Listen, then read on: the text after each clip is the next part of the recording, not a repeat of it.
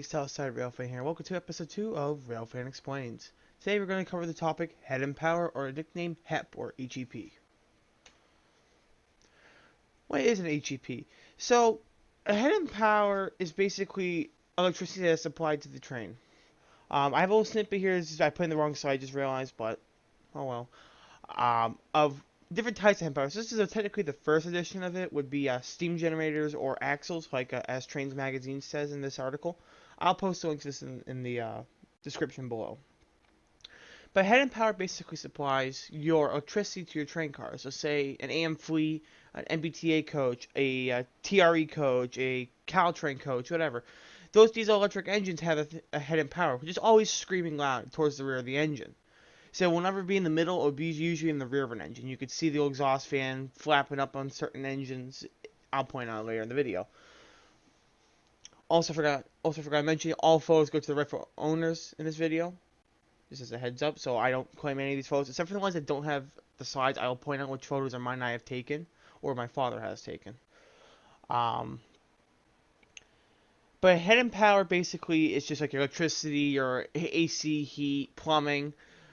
For coaches, like cab cars, it would be their cab signal more towards, and their electricity to the coach.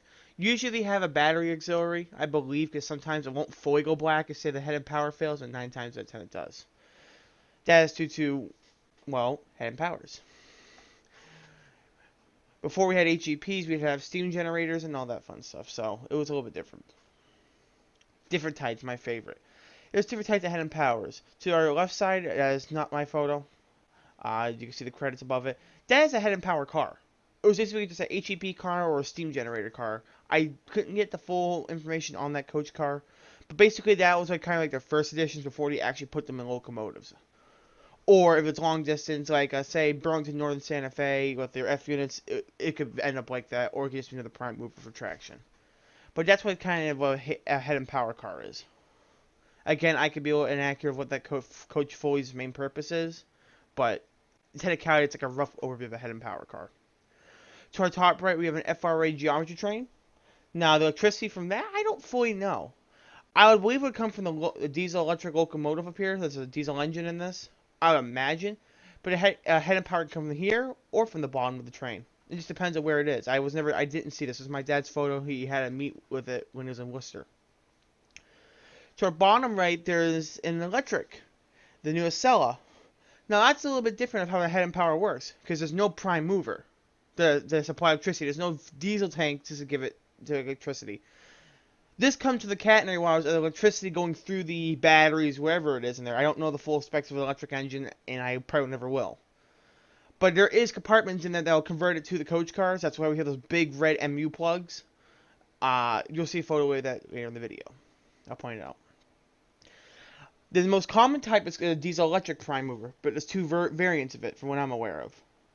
It is more towards the MBTA. Most F40s have it, or some of the modern day locomotives. I don't believe the P42s or the new Chargers Amtrak have this feature. I don't fully know. I think the P42s makes an older setup. So on our MBTA GP40 MCs, the 1100 series is most commonly known. There is technically two different tanks, or at least I believe, or it's the same tank with two different fuel supply lines. There's one for the prime mover, and there's one for the head and power. The prime mover does not have to be running for the HEP to run by itself. The prime mover can be running without the HEP running, but there'll be no electricity to the coach car, so it's like a Reedville switcher. Or it can have head and power running like a regular commuter rail train. Now, due to Tier 4 emissions, engines did shut down. The prime mover would shut down and it would just idle, or the engine would just fully stop. That head and power would usually stay running. On the HSP-46s, or maybe some other modern day locomotives, sorry, I had itch on my nose, if the engine fails or shuts down, the head and power goes with it. You cannot have the head and power running by itself on the HSP-46. This is due to probably a separate tank line or not enough room for it, and also, again, Tier 4 emissions. So, and the engines all engines have a timer system where it shuts down if it's sitting for so long.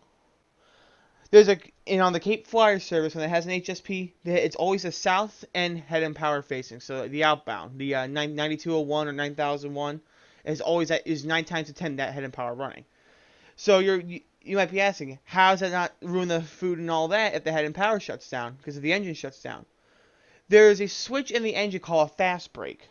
That fast brake, we can knock it down, and it keeps that engine from not re-shutting down. It will just keep it full-blown running, and that will prevent the head and power from shutting down. The alarm, sometimes you can hear if you're ever rail fanning in that area and there was an HSP, you can either hear alarm ringing from the cow. That's the fast brake knocked down. Don't know why the alarm's there. I don't fully know the full reason of it, or well, what's its main purpose. But I know it just does not let the engine shut down. The F40s, the F40-2C, it's the same thing, separate tank or separate fuel line, so the prime mover shuts down, the head and power is still running. Or if the prime mover is running, the head and power shuts down, the prime mover is still running, or both together at the same time. They will not shut down if the prime mover shuts down. Same thing with the rebuild, the F43Cs. Now, if it's outside MBTA or anything like that, I don't have a full knowledge of it because every railroad different wires or programs their engines differently. I would imagine Amtrak would have the same thing, with probably on the HSP style, or maybe Caltrain, because on Caltrain's engines they're actually the standard screamer size, and not expanding like the MBTA's was or anything else like that. So I can't really give a full explanation outside my state railroad, the MBTA. But if you have any information on that, please let me know in the comments below. I'm always willing to hear answers and take comments or suggestions, or maybe have some facts knocked off. The main purpose, like I said, is to provide power to the coaches or equipment on board a train. So, here are two of my photos. Well, actually, the photo on the right is my dad's. This is both at South Station and Lakeshore Limited. Usually, it provides power to like amphileets or the viewliners, anything like that. For like plumbing, electrical, heating, AC. Cab cars, too, actually rely on HEP. If the head and power shuts down, or in this case, an HSP shuts down, you have no more electricals in that cab car. So you can't run your cab car. I don't know that's for any other railroads. I know it's for the MBTA, like I said. But this is just kind of the main purpose. It's just electricity supply. Now, if you look more deeper into it, there's probably more about it, of a head and power, maybe cab signal and all that. But 9 times out of 10, it's just for the main purpose of passenger use only. Like an OCS train, CSX, they actually expand their F40s enough so they would have a head and power. I remember seeing a video. I don't remember what video it was. There's an explanation on them. The NS OCS train with the old F units, I don't know where the head and power was on, honestly. I don't know if it was in that middle unit. I don't know if it was in the outer units. I don't know if it was actually in the coach. I think I always believe it was like on the coach. Just like how Union Pacific's is. There's no designated area for where a head and power can be, or a steam generator. Yes, some railroads still have a steam generator, mostly heritage railroads. But there's no designated place where it can't be. Conway Scenic, for an example, their locomotives do not have HEP. If you're on that 5-hour train, it's usually coming from the coach itself. That would have the head and power, or the generators. That's where usually it is. It's usually towards the main supply car of where everything's going to be, or anywhere along the train. Or they're going to have this the axle bearing like trains was talking about. Of like a heat bearing, steam bearing, I don't fully know. Steam engines was a steam pipe, according to that article I read. So it's just hit or miss. It really is. Hot starts. So you might be wondering, do we have the head and power running all the time? No, we do not. To the left is not my photo, but to the right they are. To the top right is mine, actually. I apologize. And the bottom right is my dad's. Please note, my dad is an employee for the railroad. I was with him at this time because I had stupid reasons. I don't want to get into it. A hot start is basically the engine shut down, but there's still electricity through the train. This photo here is usually what the electrical plugs look like. Here they are again on both sides of the engine. There's different variants. There's a silver variant. There's green variants. It's just a hot start. So during the summer season, we'll shut down our engines to save fuel and again emissions, and we'll plug an engine in. So for about 5-ish minutes, the engine has no power through the train. That's when mechanical comes on, shuts down the engine. The electrician comes in and plugs in the train, and that's it. During the winter season, we do not shut them down, and for one reason only: cold starting. There was an incident recently, I think this past winter, I believe, where a MBTA electrical mechanic tried cold starting a F43C's head and power. The head and power blew up in front of him. Yes, he did live, but they started putting blast shields on the 3Cs, which prevented from getting you almost killed. When you cold start an engine, you do not start up the head and power immediately. You let the engine idle and warm up, the prime mover, because the head and power is very cold. It's kind of more like a compressor in there, and it's so many pipelines. One wrong move and pop goes the weasel. Just different breakers to a head and power. 1100 series, certain engines have the head and power to the rear or to the front. It just depends on how it's set up. We'll get into that also after. But again, a head and powers, I apologize, a hot start, its main purpose is to have the engine plugged in without running with fuel. It basically plugs into the engine, not the cab car, just the engine, or in this case a cab car in this photo. And it just supplies electricity through the train without no engine running, no HEP running. Now, for older models, like, say, a steam generator, I don't know how that would idle, or if it had something like that. But down here you can see the control panel for it, the hot start. Again, there's different variants, so whatever it is, South Station has them actually on their tracks. Like track 13, track 1, there's all hot starts there for the Amtrak trains. You might go to Washington, D.C., might see that. You might go to, oh my gosh, I can't think of the name. Caltrain, you might see, like, there's, like, the terminal stations. Even though it's probably uncommon, but, again, hot starts can be anywhere. Different variants, different types. There's never a different type of hot start. There's never a same type of hot start. How do they start? These are inside, the left one is my dad when he was doing the simulator training. This is the HSP simulator. The middle one is the 1100 series. That is not actually how you start it. I need to clarify that. That is to set it up. And to the right is a HEP start on a 40-3C. It's a rebuild. So, from left to right, an HSP 46. I wish I could click on the image, but the program I'm using doesn't allow me to do that. There's phase lights.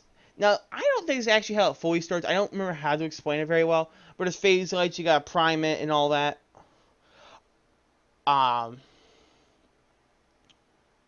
But it's just, it's a weird setup. So it goes phase light A, then phase light B, then you can start it up. When it shuts down, both lights will come back on.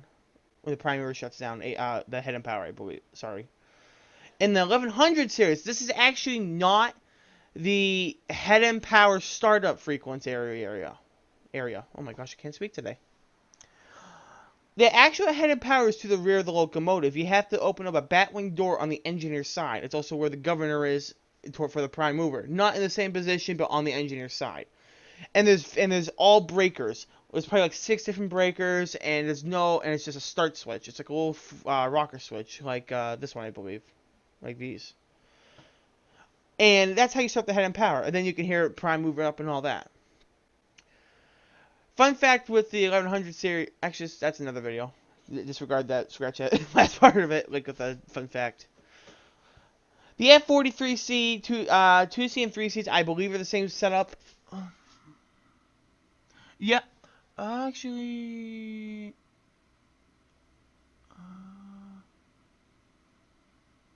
I gotta look into that 3C photo a little more. I have to get an in-depth photo, but what I'm aware is, again, same thing with the 1100. It's not in the engineer's area, in the cab. It's at the end of the prime mover on the fireman's side in this case. You walk through the doors, you go to the left, there will be the, on the 2Cs, the wheel handbrake, and then the control panel for the head and power. This is more for how it's the trail set up, long hood trail, the head and power and all that. You have the phases, the egg crate boxes. So this is what the head and power control panel looks like. So basically, the only engine that you would actually have to start up from the cab on the HEP would be this. None of these engines have engine starts from the cab. Actually, I take that back. The HSP does, I believe. You get started from the cab. The 1100, you can do the auto start, which is just you just push the governor in on the engineer side, but sometimes there's a water breaker that trips. That's again another video of how to start up the engines and what's their main flaws. The F40, same thing. You got to walk through the engine bay. Oh my gosh, it hurts your ears. I've heard it. I've been on the platform when you hear it. Oh, it hurts. The HSPs aren't that bad. They're actually very quiet when they start up. The rebuilds are a lot nicer. They're not a mandatory governor in prime. It's just a auto start, so you hit the start button, and alarms will ring, and then next thing you know, it starts up. On the 2Cs, actually, again, it's a little bit different. Again, that's another video. So, again, hot starts are just basically plug into the train, so the electrical supply, so the engine shuts down, doesn't have to run. And a head and power is basically your electricity throughout the whole train. I know this video doesn't sound as nice and neat as the first video I did. It was kind of me trying to figure out everything I wanted in the video of this video, and didn't line up very well, as you can tell. So just a quick recap. I'm going to go right from the top. A head and power is basically just electricity to the train. There's very different types. From freestanding to part of the engine, of electric engine, just to another part of another engine. Most common is in the engine. Again, this is usually where the head and power would be. I should point that out. This is usually where the HEP is, to the rear of the engine. Right here, it would be here on the left side. I know my finger. You can see my finger a little bit. Sorry. You can actually see the exhaust fan. It's that little silver pipe on the left side. You can usually see from the engine. The HSP startup panel, and these two are just control panels. I hope this video made a little sense. If it doesn't, I'll go back into it again. I just need to know from people, and I could try to go a little more in depth with it. This is basically just a light overview without trying to show what's wrong with it. Also, I forgot to mention before in this video, the head and power can fail at any time. There was someone was complaining to me about a train. Or was telling me about their train failing. It was an HSP, and I said, well, "Do you have electricity?" He said, "No." I said, "That's your head and power failing." But that also could have been the prime mover failing. Again, there's many types. Engines will fail. These head and powers will fail all the time. It's not a uncommon thing. Certain railroads might be uncommon for them, but in this case, they're usually not uncommon for them to fail or have issues. And actually, some head and powers prevent you from having certain lights on, like your marker lights on your rear end or marker lights on the head end. It's weird electrical wiring. Again, I'm not an electrician. I can't tell you every wire. I can't tell you every button. I'm just saying this from a Railfan point of view. Of actually how it works from a father who works for the as a locomotive engineer for passenger service. So that's how I get some of these photos. So I'm not trespassing because half these photos are from him, or I'll see these in the layover yard and he'll let me go up there fast and grab a photo. But the photo all the way to the left of this is not mine. I can guarantee you this is not my photo. I hope everyone has a wonderful day or evening wherever they're watching this video. I apologize that I jumped around a little too much. It's not as I want to be. I'm going to have to try to rework how I do this. But this is episode 2, and I appreciate you all for tuning in, and have a wonderful day.